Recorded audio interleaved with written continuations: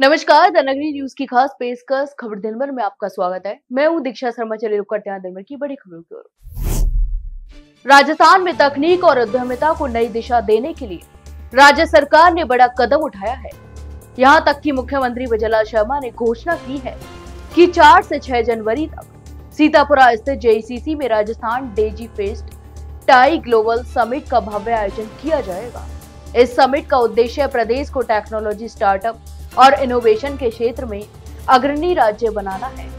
मुख्यमंत्री ने कहा कि यह आयोजन राजस्थान के स्टार्टअप्स, उद्यमियों और इनोवेटर्स को वैश्विक मंच प्रदान करेगा, जिससे उन्हें निवेश और सहयोग के नए अवसर मिलेंगे। उन्होंने विश्वास भी जताया कि टाई ग्लोबल समिट के साथ मिलकर यह डिजीफेस्ट राज्य में निवेश, इनोवेशन और उद्यमिता का मजबूत तंत्र तैयार करेगा। देश भर में चुनाव आयोग द्वारा दूसरे चरण के तहत राजस्थान, उत्तर प्रदेश, मध्य प्रदेश समेत 12 राज्यों में स्पेशल समरी रिवीजन यानी एसआईआर कराने की घोषणा के बाद सियासी बवाल मच गया है। कांग्रेस और अन्य विपक्षी दलों ने इस फैसले पर सरकार को निशाने पर लिया है। खासकर राजस्थान में यह मुद्दा भी गरमाया गया है, जहां कांग्रेस ने आरोप लगाया है कि भाजपा सरकार एसआईआर के जरिए चुनाव टालने और वोट चोरी कराने की साजिश कर रही है। मंगलवार को जयपुर में आयोजित प्रेस कॉन्फ्रेंस में राजस्थान पीसीसी चीफ गोविंद सिंह डोटासरा ने कहा कि भाजपा की मंशा पंचायत और निकाय चुनावों को टालने की है। उन्होंने आरोप लगाया कि चुनाव आयोग ने स्पष्ट निर्देश दिया था कि जहां चुनाव नहीं होने हैं केवल वहीं एसआईआर कराई जाए, लेकिन राजस्थान में पंचायत और निकाय दोनों चुनाव निर्धारित हैं। राजस्थान में भ्रष्टाचार को लेकर राजनीतिक तापमान एक बार फिर चढ़ गया है। राज्य के शिक्षा मंत्री मदन दिलावर ने मंगलवार को बड़ा खुलासा करते हुए कहा कि पूर्ववर्ती कांग्रेस सरकार के कार्यकाल में भारी स्तर पर भ्रष्टाचार और फर्जीवाड़े हुए हैं। यहां तक कि उन्होंने कहा कि मुख्यमंत्री विजयलाल शर्मा के नेतृत्व में वर्तमान भाजपा सरकार ने भ्रष्टाचार के प्रति जीरो टॉलरेंस की नीति अपनाई है और किसी भी दोषी को बख्शा नहीं जाएगा।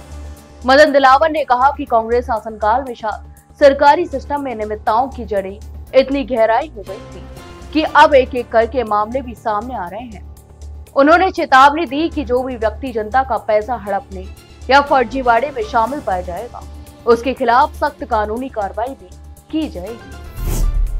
राजस्थान विधानसभा अध्यक्ष वासुदेव देवनानी की पत्नी इंदिरा देवी की तबीयत बुधवार सुबह अचानक खराब हो गई, जिसके बाद उन्हें तत्काल जयपुर के सवाई मानसिंह अस्पताल में ले जाया गया। अस्पताल पहुंचने पर डॉक्टरों की टीम ने उनकी जांच की और स्थिति गंभीर होने के चलते उन्हें आईसीयू में शिफ्ट भी कर दिया।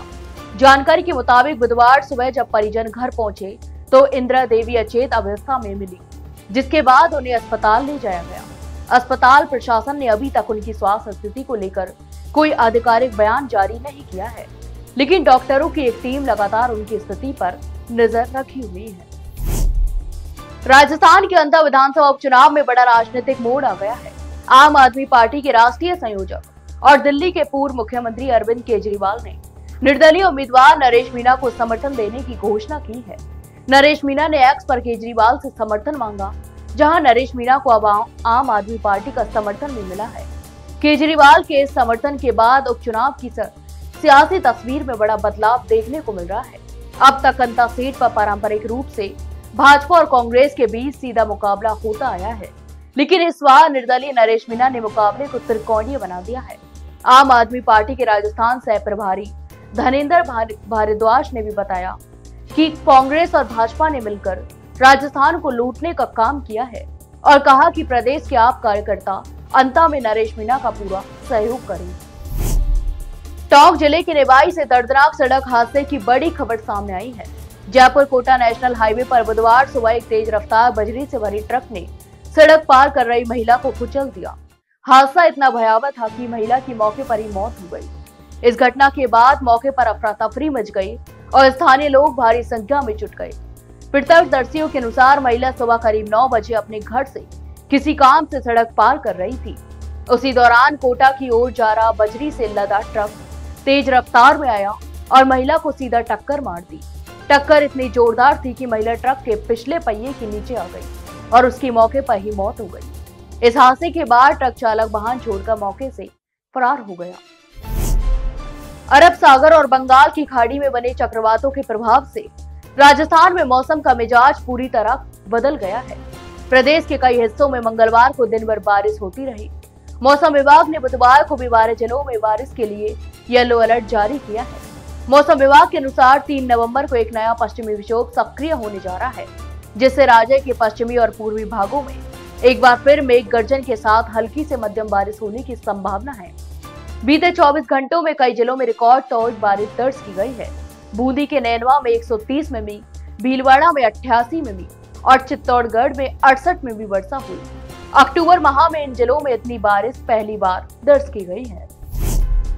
अजमेर जिले के पीसांगन पुलिस ने अवैध बजरी परिवहन में लिप्त 2 फरार ट्रैक्टर चालकों को गिरफ्तार कर न्यायालय में पेश किया।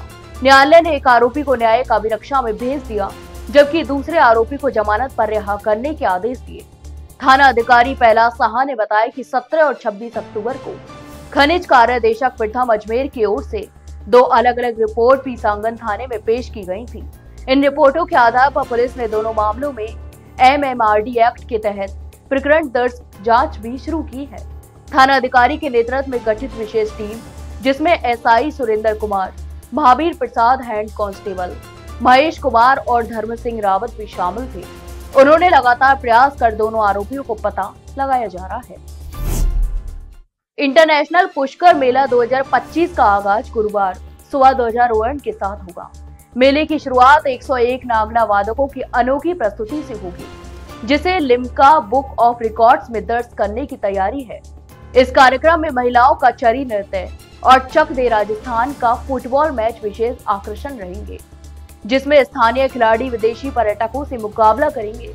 तो वहीं शाम 6 बजे पुष्कर सरोवर घाटों पर दीपदान, रंगोली सजावट और महाआरती का आयोजन होगा। इसके बाद मेला ग्राउंड में सांस्कृतिक प्रस्तुतियां होंगी। अजमेर कलेक्टर लोक बंधु ने बताया कि यह मेला 5 नवंबर तक चलेगा और इस दौरान पुष्कर देश विदेश से आए हजारों श्रद्धालु व पर्यटकों से गुलजार रहेगा। दूसरी ओर नए मेला ग्राउंड में पशु मेला भी आकर्षण का केंद्र बना हुआ है।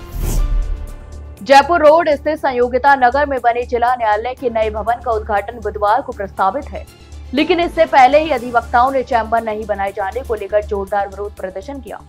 मंगलवार को जिला बार एसोसिएशन के नेतृत्व में सैकड़ों वकील सड़क पर उतर आए और जयपुर रोड पर जाम लगाकर नारेबाजी भी की। वकीलों ने जिला प्रशासन और न्यायालय प्रबंधन से अपनी लंबित मांगों को तत्काल पूरा करने की मांग की।